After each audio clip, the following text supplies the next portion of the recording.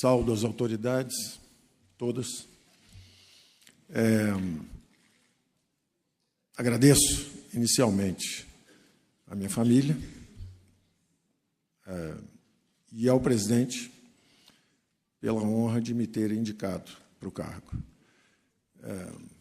Esse agradecimento vem após um longo período de convivência, em que eu sou testemunha do imenso patriotismo, determinação, sinceridade e integridade do nosso novo presidente. É uma honra trabalhar sob essa inspiração de dedicação e senso de missão.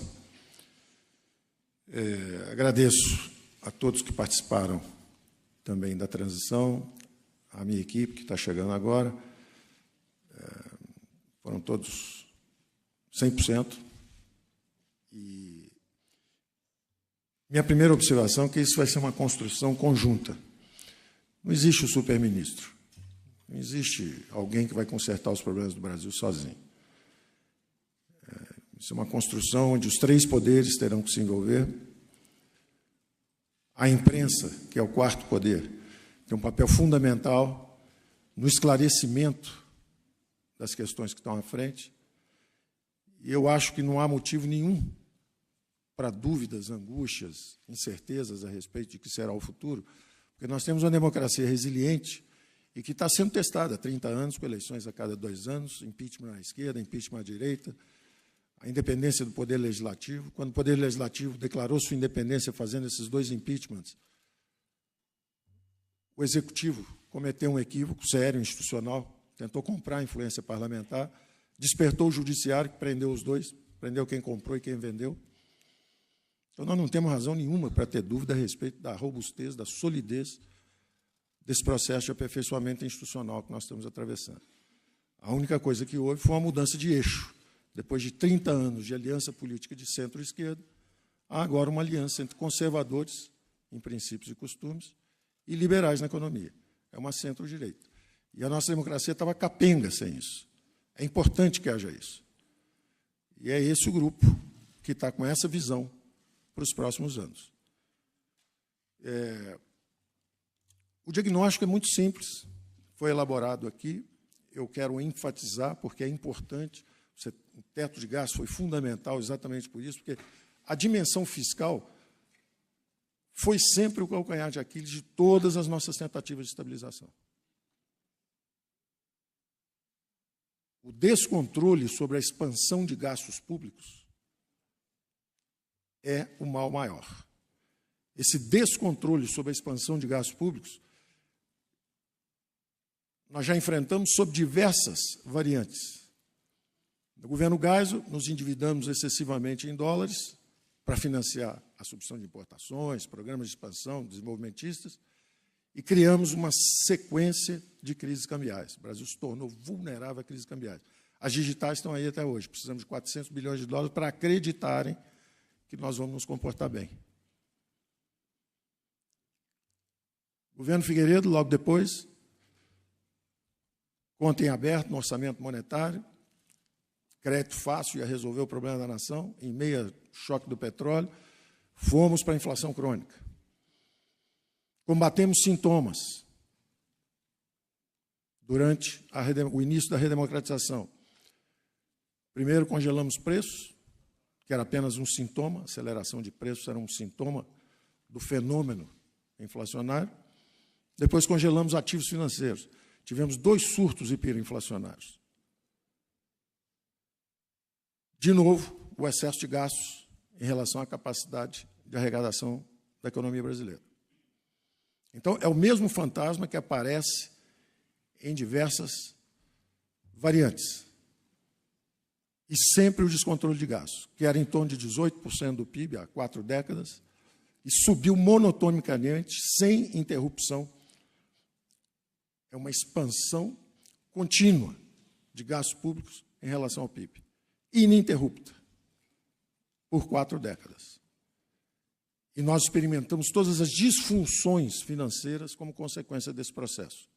Hiperinflação, moratória externa, crises cambiais recorrentes. E, finalmente, agora nós estamos respirando, aparentemente, à sombra de uma tranquilidade, mas é uma falsa tranquilidade, porque é uma tranquilidade à sombra da estagnação econômica. Porque esse descontrole de gastos nos levou a estabilizar a inflação de que forma? Subindo impostos, juros altos o tempo inteiro, câmbio sobrevalorizado e, finalmente, o endividamento em bola de neve, que é o pesadelo. Então, há uma hora em que tem que ser enfrentado o fenômeno. E a hora é agora. Porque entra um grupo que acredita que o mecanismo de inclusão social, a maior engrenagem descoberta pela humanidade para garantir a inclusão social, são as economias de mercado. 3,7 bilhões de eurasianos estão fugindo da miséria através dos mercados globais. E o Brasil continuou uma economia fechada por 4 décadas. Concorrentes de comércio, 12%, 13%, às vezes 14%, às vezes 10% do PIB. Uma economia fechada. O nosso diagnóstico, portanto, tem que começar pelo controle de gastos.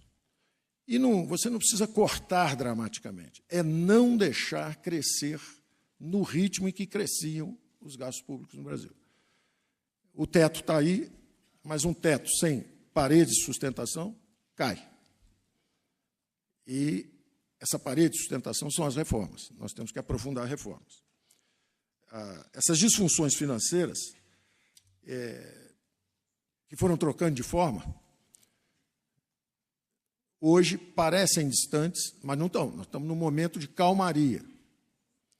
As expectativas são favoráveis. Se nós implementarmos as reformas, isso cria, deflagra um círculo virtuoso de crescimento econômico, inclusão social, emprego e renda, arrecadação, e nós podemos contar com um futuro brilhante à frente. O Brasil foi a economia de maior ritmo de crescimento por 3/4 do século passado, e depois perdeu potência. E perdeu potência pela insistência no modelo de economia de comando central, em vez de uma economia de mercado. Essa economia de comando central, essa insistência no Estado como o motor do crescimento, produziu essa expansão de gastos públicos como percentagem do PIB, corrompendo a política e estagnando a economia. São 2 filhos bastardos do mesmo fenômeno. O Brasil foi corrompido pelo excesso de gastos. E o Brasil parou de crescer pelo excesso de gastos.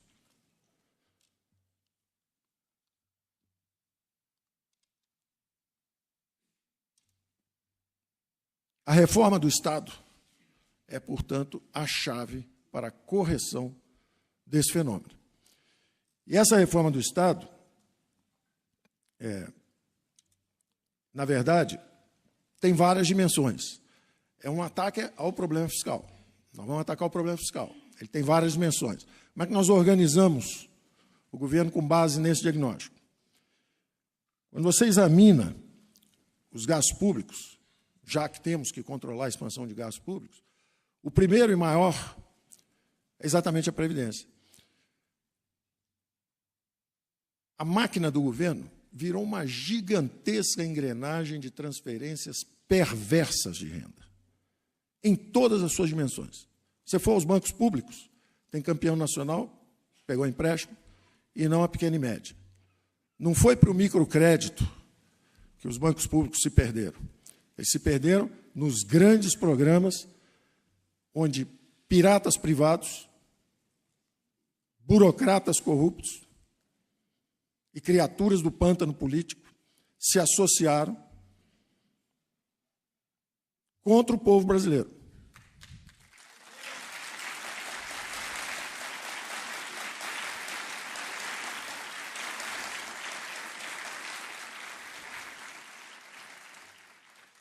O Estado gasta muito e gasta mal quando você examina os gastos. O Estado que devia ser eficiente, podendo gastar menos, chegou a gastar 45% do PIB. E quando você examina a qualidade dos gastos, Você vê que gasta mal. Gasta um plano Marshall por ano com transferência de renda para rentistas. Algo errado em si? Não.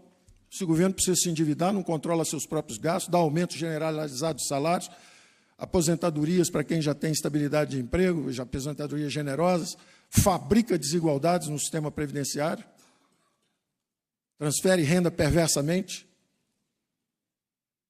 e se endivida em bola de neve para financiar isso.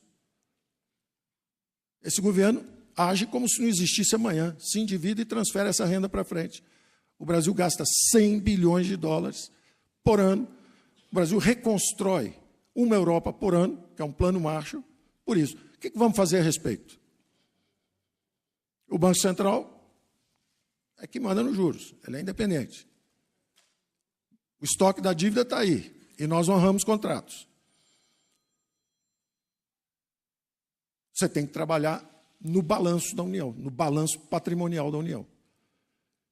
E aí surge uma das nossas secretarias especiais, de privatizações, desinvestimentos, desimobilizações, e o Salim Matar, um empresário de extraordinária qualidade, convocado para o governo, e vem contribuir para esse esforço de ajustamento, de correção de desequilíbrio patrimonial da União. Nós vamos vender ativos, desacelerar a dívida, talvez controlemos nominalmente essas despesas. Se a gente conseguir 2, 3, 4 anos acelerando privatizações, travar esses gastos, eles se dissolvem, porque a economia vai crescer 3, 3,5%. Com mais 3,5%, 4% de inflação, o bolo cresce. Se essas despesas nominalmente são mantidas estáveis 2, 3 anos, isso deixa de ser essa asfixia de recursos para a saúde, para a educação, para a cidadania. E o Brasil deixará de ser o paraíso do rentista e o inferno dos empreendedores. Da mesma forma, a Previdência. Eu estava até dizendo que o primeiro e maior de todos os gastos é com a Previdência, que é atualmente uma fábrica de desigualdades.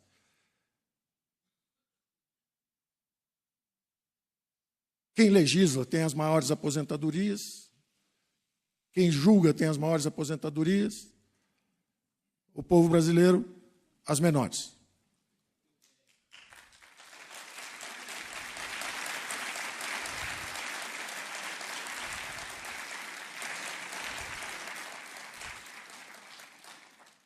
Nós vamos ter que fazer uma reforma da Previdência. Quem faz? Nós. A opinião pública, que votou pedindo mudança. O Legislativo, que tem que aprovar uma emenda constitucional. O Judiciário, que vai avaliar a constitucionalidade da emenda. A opinião pública mobilizada. Foi nesse sentido que uma vez eu me expressei como essa opinião pública sendo levada pela imprensa ao Congresso, virou a prensa, mas era a prensa da imprensa ao Congresso, que é o esclarecimento da opinião pública. O presidente tem um absoluto compromisso com as instituições democráticas e, da mesma forma, toda a sua equipe. Então, essa primeira grande despesa, que é a despesa da Previdência, é o primeiro e maior desafio a ser enfrentado. É o primeiro e maior desafio a ser enfrentado. Se for bem sucedido esse enfrentamento, há 2 meses, 3 meses à nossa frente, nós temos 10 anos de crescimento sustentável pela frente. Se não for,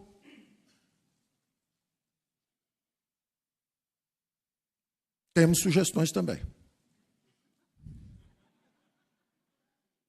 Porque como as despesas estão indexadas, todas, 92%, 93% do orçamento da União está indexado, e indexado as coisas que não são as prioridades da população brasileira, porque estão indexados as generosas aposentadorias futuras,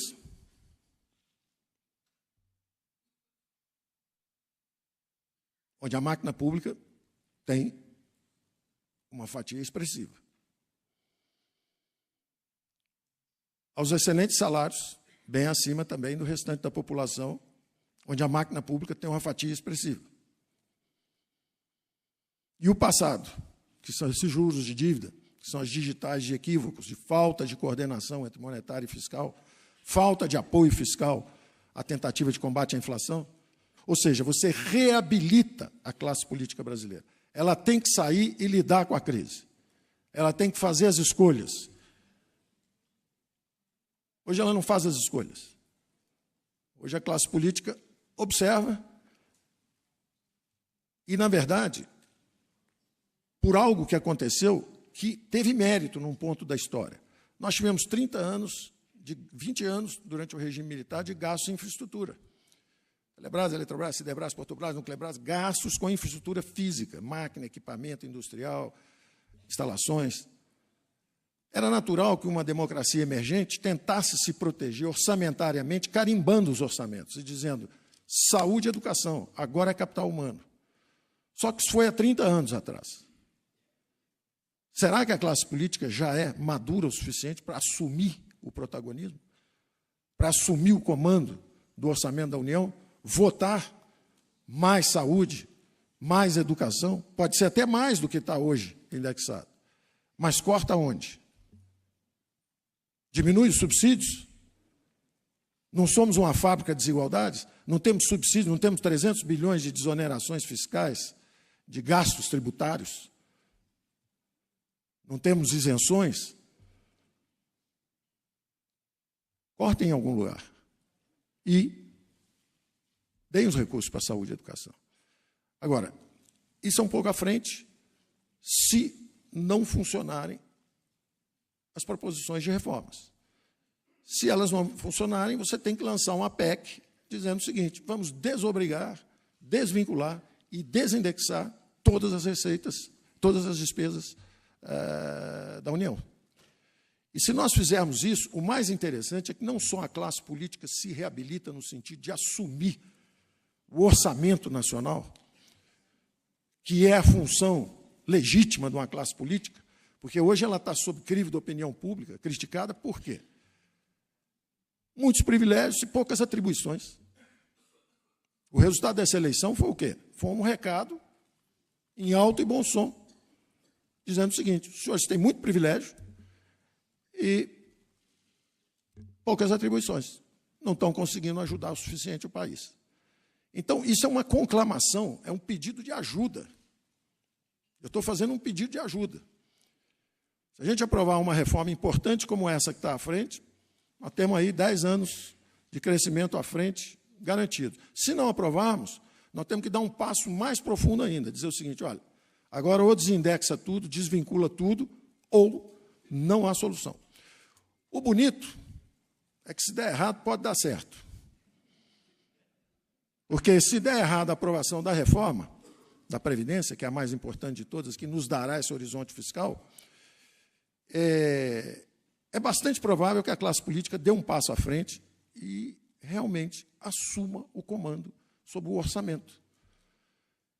Eu chamaria essa PEC de a PEC do Pacto Federativo, porque não só você vai assumir o comando dos recursos, você vem a Brasília para votar para onde vão os recursos públicos, como, ao mesmo tempo, nós vamos descentralizar esses recursos públicos para estados e municípios, que é o princípio federativo. Então, eu acho que realmente a classe política dá um passo à frente e reassume. E, curiosamente, havia um certo receio durante a campanha, como seria um governo do capitão, e o capitão, na verdade, pode ser o caminho da reabilitação da classe política, assumindo o comando orçamentário, assumindo o ônus e bônus da distribuição dos recursos orçamentários e descendo com esses recursos à base, que está nos estados e municípios, daí a ideia do Pacto Federativo. Isso tudo está encaixado no programa. O primeiro pilar, eu disse, é a reforma da Previdência. O segundo pilar são as privatizações aceleradas. O terceiro pilar, Marco Sintra, a simplificação, redução e eliminação de impostos. O Marcos tem um programa, inclusive, onde você vai pegar esses 7, 8 impostos, desde PIS, Fim Social, passa por IPI, junta isso tudo num imposto único federal. De novo, a Constituição de 88, quando carimbou o dinheiro e disse tem que ser saúde e educação, ela disse também, ao mesmo tempo, num rasgo de sabedoria e antevisão, temos que descentralizar esse recurso. Ela propunha também um esquema que, ano a ano, esses recursos iam ser descentralizados para estados e municípios, de forma que o Brasil reassumisse a sua característica de república federativa. O dinheiro tem que ir onde o povo está. Saúde, educação, saneamento. Votaram agora no presidente Bolsonaro buscando segurança. Cadê o dinheiro da segurança? Não tem que vir a Brasília buscar o dinheiro da segurança. O dinheiro tem que estar lá, no município. Então, se, ao mesmo tempo, nós encaixarmos todas essas peças, na hora que o Sintra vai simplificando os impostos e vai virando um só, todas aquelas contribuições não compartilhadas que foram criadas para sustentar o comando central, isso começa a descer e desaguar. E o Brasil é uma pirâmide de cabeça para baixo. Os poderes, recursos e atribuições estão em Brasília. E a nossa ideia é virar essa pirâmide e botar ela direito. Os recursos têm que descer. O dinheiro tem que ir onde o povo está. E o pacto federativo é esse. Os novos governadores, a troca não é mais de tomar lá da cá. O presidente mostrou isso agora, quando fez a sua equipe. E eu acho que a classe política entende isso. 50% do Congresso foi renovado. E não adianta eu sair falando medida 1, medida 2, medida 3. Tem uma enxurrada de medidas que vem por aí, que não vai faltar notícia. Os primeiros 30 dias são infraconstitucionais, é o Congresso antigo ainda. Tudo que for infraconstitucional vai passando, nós vamos empurrando. Quando chegar o Congresso, será saudado, o novo Congresso será saudado com uma reforma mais profunda, e essa que é a chave crítica que nós consideramos que é a reforma da Previdência. Então, esse terceiro pilar, que é essa simplificação de impostos, ela entra também, e ela não é só para simplificar a vida de quem produz também, ela tem também uma conexão orgânica com essa descentralização de recursos. É interessante aos governadores, prefeitos, a classe política em geral, aprovar uma reforma dessa, porque os recursos vão descendo. Se essa reforma não é aprovada, você tem que ir desacelerando também a implementação da simplificação tributária. E se você fizer isso, você também tem que desacelerar a abertura da economia. Eu não posso abrir a economia, eu dizia isso, até teve dessas redes sociais aí que viralizou. Você amarra uma bola de ferro numa perna direita do empresário, juros altos, uma bola de ferro na perna esquerda, os impostos elevados, um piano nas costas, os encargos trabalhistas, depois abre e grita para o brasileiro o seguinte: corre que o chinês vai te pegar.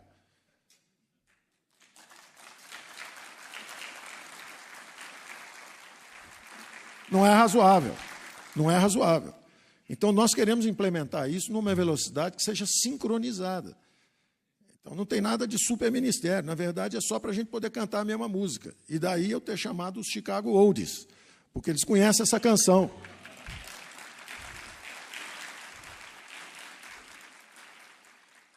E eu estou fazendo uma mistura também do Preserva o Cor e Inove. Então, tem vários dos excelentes. Tem um capital humano extraordinário em Brasília, gente muito boa, da melhor qualidade. Eu tenho interagido com gente da melhor qualidade, em todos os 3 poderes. Gente da melhor qualidade. E até me pergunta, a grande pergunta, logo que cheguei, eu falei assim: como é que pode estar tão mal com tanta gente boa? E a resposta é a direção. Nós podemos fazer com muita precisão coisas erradas, ou fazer de uma forma não exata as coisas certas. Eu prefiro ir por aí. Eu acho que nós vamos na direção da liberal-democracia. Nós vamos abrir a economia, nós vamos simplificar impostos, nós vamos privatizar.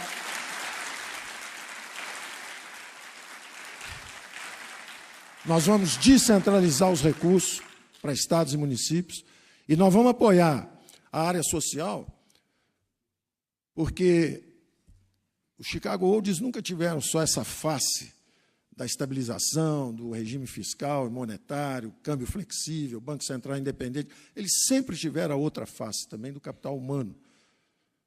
a importância de investimento em saúde e educação, o voucher educação, o foco de 0 a 9 anos, é aí que o cidadão é formado ou se perde, é o ser humano que é formado de 0 a 9 anos. Então, essa ênfase, de um lado, dos conservadores na família, na importância de uma educação adequada, etc., do lado dos liberais, a ideia de investimento maciço em capital humano é transformadora, é libertadora. Eu estou aqui com o meu também, Afife, que em 89 foi candidato a presidente por um partido liberal, com uma reforma liberal. Eu acho que eu era inconsequente o suficiente para fazer tudo em 6 meses. Hoje eu acho que vai levar um pouco mais de tempo. Mas era já o caminho da prosperidade. Ele, interessantemente, também já tínhamos uma visão de que o eixo de crescimento do mundo podia se inclinar para a Ásia, onde está hoje. E eu acho que o presidente Bolsonaro, em todas as interações que eu tenho, tem sido muito contundente em dizer: Paulo, nós temos que fazer o que é melhor para o povo, nós vamos fazer, o povo vai nos apoiar, vamos fazer o que tem que ser feito.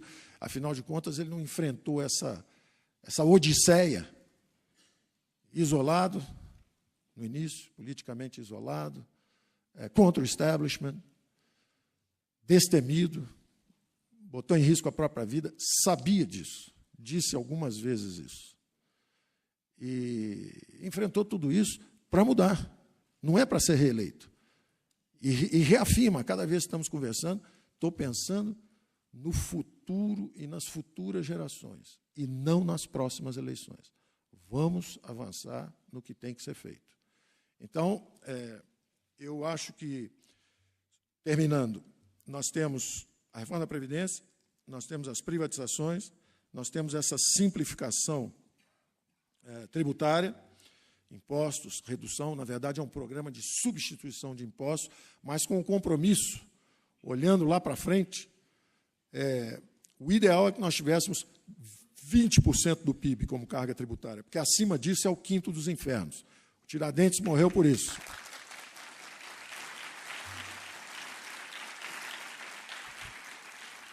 Nós estamos em 36 hoje, vai ser difícil. Agora, depende da nossa velocidade de controle dos gastos. Não precisamos cortar, tirar, sangrar, nada disso. É não deixar se expandir no ritmo que estava se expandindo. Porque com um crescimento de 2 anos seguidos, mais a inflação aí está em torno de 4, 3,5, 4 também, o bolo cresce 15, 16, quase 18, pronto. Se a gente conseguir controlar isso nominalmente 2 anos, o trabalho está feito. Se não conseguimos e batemos no teto, lançamos a PEC, do Pacto Federativo. E aí é muito simples, basta o governo não fazer nada. Se não fizer nada, consertou. Porque o bolo cresceu quase 20%. Então, na dúvida, não perturbem, porque já está consertado. Nenhuma crise dura mais do que 1 ano e meio. Nenhuma crise, num orçamento dessa forma, dura mais do que 1 ano e meio. Porque 1 ano e meio o bolo todo cresceu 10%, 12%, 15%, acabou. Não tem mais nada para fazer, bastou ficar em dúvida. Ficou em dúvida 1 ano e meio? Porque, na dúvida, repete o orçamento do ano passado. Na dúvida, repete o orçamento do ano passado. Acabou a crise. Aí as pessoas tiram a dúvida. Espera aí, está faltando voucher saúde ali, voucher educação. Dá um pouquinho para eles. Tira de quem? Tira ali do subsídio, não sei o quê. Ótimo. Então, passa para lá, destravou. Se não destravar, fica mais 1 ano congelado. Melhorou, hein? Está gerando superávit fiscal já. Então, nós estamos indo para esse combate, com essa atitude, e determinados a sermos compreendidos. Porque, sem essa compreensão, não vai dar certo. E a coisa mais fácil é se livrar de alguém que não está habituado a Brasília. É fácil dar um baile aqui na gente, a gente desanima e vai embora para casa. Vai ser difícil, mas, no fundo, é sempre fácil. Não, né? Dizem que é o pior emprego do mundo. Né? Então, já tem uma certa prática em fazer esse tipo de sacrifício. Mas é alguém que tem resiliência e está disposto ao combate, porque é um bom combate para a melhoria do país. Do ponto de vista prático, eu acho que vale a pena esse investimento. Vocês me desculpem se está sendo um pouco extenso, mas eu acho que vale esse investimento na compreensão do fenômeno, para entenderem que a equipe foi montada de uma forma a travar esse bom combate e fazer essas reformas. É uma reforma do Estado. Ela envolve as várias dimensões. A dimensão fiscal, descentralizando recursos para estados e municípios. A dimensão administrativa, foi dito aí, 390 diferentes cargos. É um absurdo isso. Evidentemente que tem que fazer uma reforma administrativa, e a turma do planejamento está em cima disso. Eu ouvi sons assim de corte de até 30% só nas redondezas onde eu frequento. Eu frequento ali fazenda, planejamento e tal, já me disseram que é 30% de corte. De gente, DAS, recursos, tudo isso. Então, o pau está comendo lá. Esse é um exemplo. Nós não vamos tirar dinheiro da ministra dos Direitos Humanos, coitadinho. O orçamento dela era menos de 1 bilhão. Ali a gente pode até dobrar. Mas, quem tiver com muito recurso, tiver com boi na sombra, nós vamos buscar. Subsídio de empresa. Já falei, já tem, eu não quero enfatizar, bater no mesmo ponto, não, mas tem gente que até tentou impedir a fusão dos ministérios, depois tentaram criar o Ministério da Produção, tudo para manter o boi na sombra, mas nós vamos buscar o boi na sombra. A pergunta que o presidente faz é a seguinte: nos últimos 30, 40 anos, todo mundo está perguntando o que o Brasil pode fazer por mim, o que o Brasil pode fazer pelo grupo corporativo A, o que o Brasil pode fazer. A pergunta do presidente é o seguinte: o que nós podemos fazer pelo Brasil? É uma pergunta que um famoso presidente americano também fez quando entrou. Então, essa é a pergunta. Então, não adianta tentar preservar um feudo onde tiver recurso público usado para comprar influência parlamentar, usado para gastos publicitários. Você vê, você abre o jornal todo dia, você começa a ver. O sujeito mesmo pinta de vermelho e aparece lá todo dia, fazendo a propaganda dele. Vamos buscar esse excesso de gastos. Onde tiver publicidade, compra de influência parlamentar, exagerada, nós vamos buscar esse dinheiro. Porque está faltando para a saúde, para a educação, está faltando para a Bolsa Família.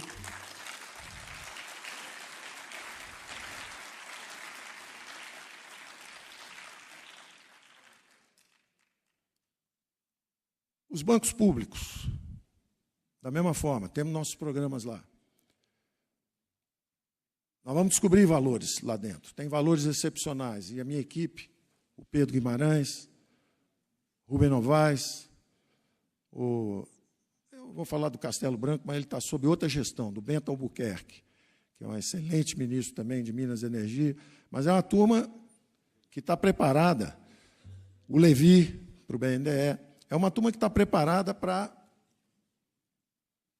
buscar esses recursos, trabalhar assim. Do BNDE, por exemplo, nós queremos o dinheiro da União de volta. Nós queremos despedalar. Queremos os 500 e poucos bilhões que foram dados. 300 já voltaram, só faltam 200.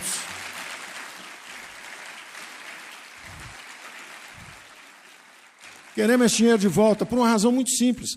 São dois mercados de crédito. Tem o crédito livre, com juros lá em cima, e tem o crédito para os amigos, com juros cá embaixo. Na hora que você emite dívida, empurra esse juro para cima e dá o crédito do lado de lá, você, na verdade, está apertando e fazendo o que nós chamamos tecnicamente do crowding out. Você está expulsando os investimentos privados e premiando os rentistas. Devolve o dinheiro, BNDE. Encolhe um pouco o seu balanço. Nós pegamos esse dinheiro, retiramos dívida em circulação, irrigamos justamente esse mercado que estava com o dinheiro apertado, e a vida fica um pouco mais difícil para quem vivia à sombra do Estado. E é isso que tem que ser. Nós vamos desestatizar o mercado de crédito.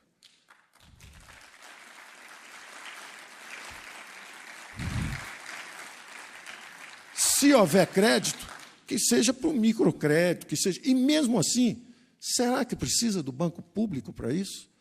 Ou será que a forma tecnicamente correta é você fazer o orçamento da União, colocar o subsídio lá, aumentar a competição bancária brutalmente, porque nós temos tudo seis. Nós temos 6 grandes empreiteiras, 6 grandes bancos, 6 grandes Tudo aqui no Brasil é meia dúzia. Meia dúzia, 3 ou 4, que comandam os orçamentos públicos. A eleição do Bolsonaro está dizendo o seguinte, agora é o contrário.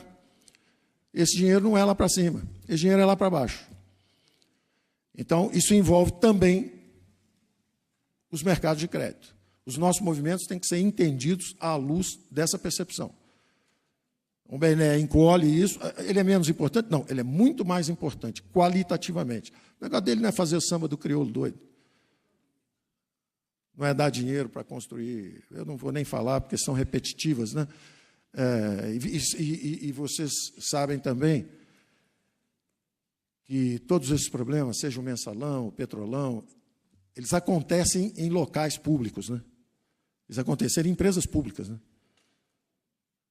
Então, e esse é um questionamento também da população brasileira para esse excelente grupo que eu encontrei em Brasília, que é o seguinte, lá embaixo estão perguntando onde estávamos enquanto o Brasil era saqueado. Onde estávamos? Somos bons. Cedemos? Nos perdemos? A teoria econômica diz que sim. O poder absoluto corrompe absolutamente. Quanto maior o grau de intervenção na economia, menor a taxa de crescimento, maior o grau de corrupção. Quanto mais fechada a economia, maior a venda de favores. Quanto mais impostos, mais subsídios e mais favores oficiais. E se os impostos forem altos, você vai ter, ao mesmo tempo, fenômenos extraordinários, que é o seguinte, desonerações, 300 bi. Esses são os que conseguem, tem lobby. Contencioso, quase 1 tri. Esses são os coitados, não conseguiram nada. Ora, se tem quase 1 trilhão de contencioso e 300 bi de desoneração, quem sabe se o imposto fosse mais baixo, tinha menos dos dois. Inclusive, acabava o refis, que é outra prioridade do nosso Marco Sintra. Se os impostos forem mais baixos, todo mundo paga, não tem refis, vai acabar refis. Então, nós vamos transformar em várias dimensões.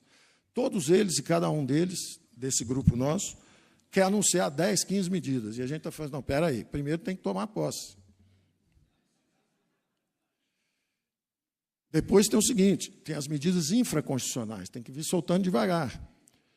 Isso é um crescendo. Nesses próximos 30 dias, nós vamos estar soltando coisas simplificadoras, simples. Ideia que o presidente deu outro dia, que todo mundo olhou com a simplicidade e a intuição extraordinária política dele. Ele falou, vem cá, por que compra uma carteira de motorista e depois tem que renovar a cada 5 anos? Será que não dá para ser 10 anos? Será que não pode ser um pouco mais? Mas aí como é que fica para carregar o funcionalismo? Se a gente digitalizar tudo, se existir a identidade digital para tudo, será que nós não vamos derrubar as fraudes? Por exemplo, vem uma infraconstitucional aí nos próximos, eu diria que talvez até, olhando assim para o Rogério Marinho, eu vou supor que, de repente, em uma semana ele está anunciando novidades sobre isso. É uma infraconstitucionalzinha, só que é contra fraude e privilégio. É infraconstitucional, ele não precisa de muita coisa. Pode lançar um negócio desse tipo. E pode ser interessante, pode ser entre 17 bi, até uns 30, mais ou menos, por ano, só na base de identificando fraude. Agora, imagina se existisse a identidade digital para tudo, para a Bolsa Família, para a Bolsa Voucher Educação, creche, todos os programas sociais nossos. São bilhões e bilhões de recursos que nós podemos redirecionar. Então, dentro do planejamento, estão analisando também o governo digital, a digitalização total, é o GovTech. Estão mergulhando nisso. Quanto tempo leva, não sei, mas vamos mergulhar nisso. Foi dado o exemplo aqui do Ease of Doing Business, como fazer negócio, como melhorar o ambiente de negócio. Essa é uma das métricas pela qual vai ser avaliado o nosso ministro do Planejamento, Paulo Webel. Se a gente entrar agora com o 100º, 20º lugar, como nós estamos, como facilidade de fazer negócio, e daqui a uns 2 anos a gente estiver ainda entre os 100 primeiros, nós vamos ter que trocar. Porque se eu não trocar, o presidente deve me trocar. Tá certo? Então, é meta, tem que ter meta. O Salim tem meta. O Salim vai entrar, já vai anunciar logo, ó, vou fechar o trem-bala, vou fazer não sei o que lá, no primeiro ano vou vender tantas, no segundo ano vamos pensar. Todo mundo tem meta, todo mundo vai correr atrás. O Pedro sabe que lá na Caixa ele tem que ir para o microcrédito, ao mesmo tempo tem que tirar valor de lá de dentro no sentido correto, tecnicamente, né? Ele teve a experiência, inclusive, de pegar o BB Seguridade, que chegou a valer mais que o próprio Banco do Brasil. Estava escondido, o sujeito estava sentado em cima do barril de petróleo e não sabia. Então, nós vamos... É um time que vai jogar forte nesse ritmo, e nós achamos que, com 4 anos, vai dar para fazer um governo que, pelo menos, vai deixar o país numa direção interessante. O Banco Central, com o Roberto Campos, eu estou muito feliz de conseguir ter trazido. É um extraordinário central banker, independente do DNA, de ser o neto de um amigo nosso, o primeiro grande liberal brasileiro, que dizia que sempre foi traído por esse amor ao Brasil, sempre foi mal compreendido, mas era um homem que estava à frente do seu tempo quando dizia, olha, essa revolução digital...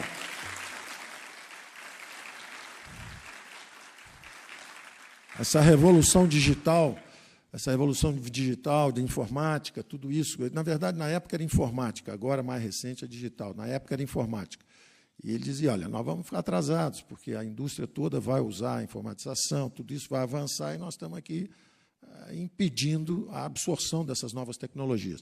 O Marcos Troirro, que é o homem responsável pela nossa abertura da economia, sabe que, e diz sempre também, que a abertura é tridimensional. Nós vamos abrir comércio de bens e serviços, mas estamos de olho também nas novas tecnologias e estamos de olho também nos investimentos diretos. E aí a nossa parceria com o Ministério de Minas e Energia, Ministério de Infraestrutura, porque nós queremos as concessões, as privatizações, nós queremos o crowding-in, tem trilhões de dólares no mundo inteiro querendo participar do aumento de produtividade da economia brasileira, querendo entrar. E nós com uma dificuldade nova em desregulamentar, uma enorme dificuldade em desregulamentar, em aceitar o capital de fora para acelerarmos o crescimento econômico. E principalmente nessa área, porque se o nosso governo está sendo transformado, se era um governo que fazia infraestrutura durante o governo militar, e ele vai ser transformado num governo, segundo o Pacto Federativo, esse é o algoritmo de transformação. Como é que transforma de um regime politicamente fechado, que investiu em infraestrutura, num regime politicamente aberto que descentraliza recursos para estados e municípios, e esse dinheiro, então, vai para a área social, para a saúde, para a educação, para a segurança. Como é que você faz essa transformação com esse pacto federativo? Tudo bem, nós vamos fazer isso politicamente. Na hora que isso começa a fazer, quem vai fazer o crowding-in? Como é que vai ser o financiamento? Evidentemente, os grandes grupos privados, que hoje preferem ser rentistas, mas têm uma base de capital importante, a nossa nova Previdência, que está marcado ali, tem um encontro marcado ali na frente também, porque nós temos um compromisso com as futuras gerações. Nós temos que libertar as futuras gerações desse regime trabalhista previdenciário que nós temos hoje.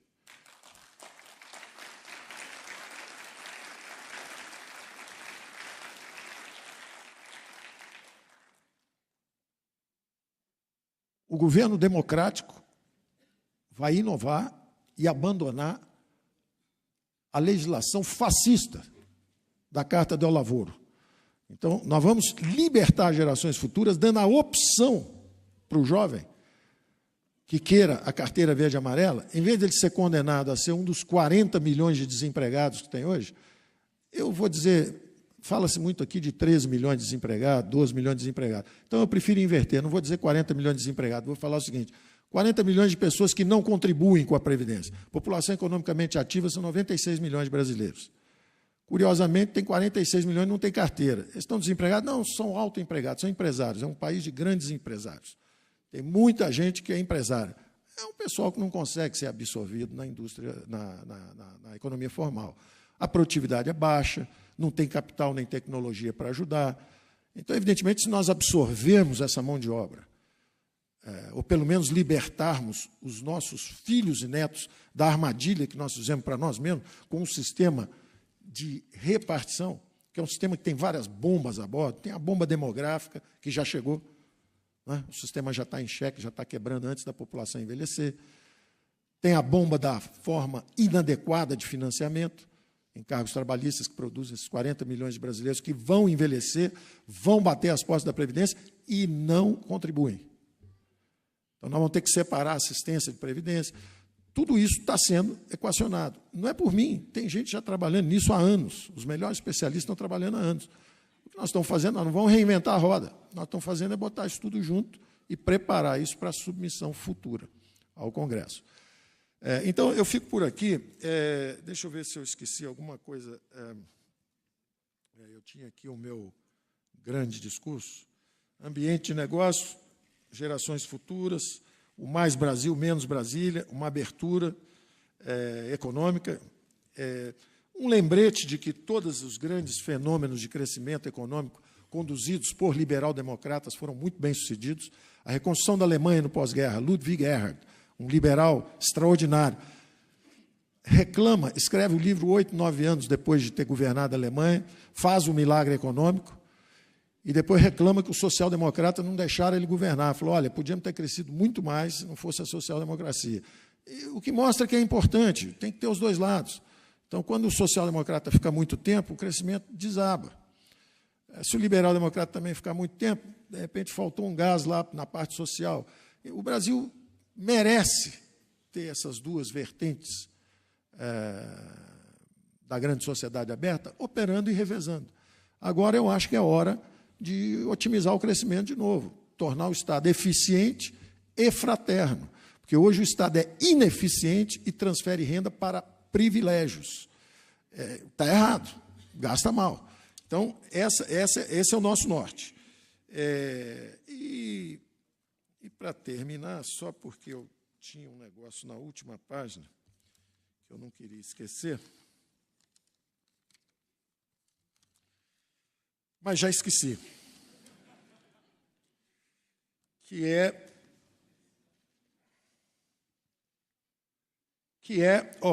era só o seguinte, eu estava dando os exemplos dos países que deram certo.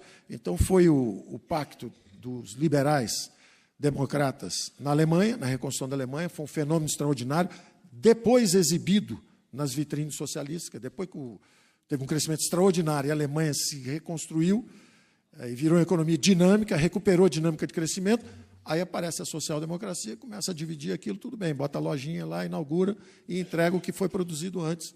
Bom, legal, mas reconheço o mérito da turma de antes que produziu o fenômeno. A mesma coisa aconteceu na reconstrução do Japão, foram os liberais, foi o Partido Liberal.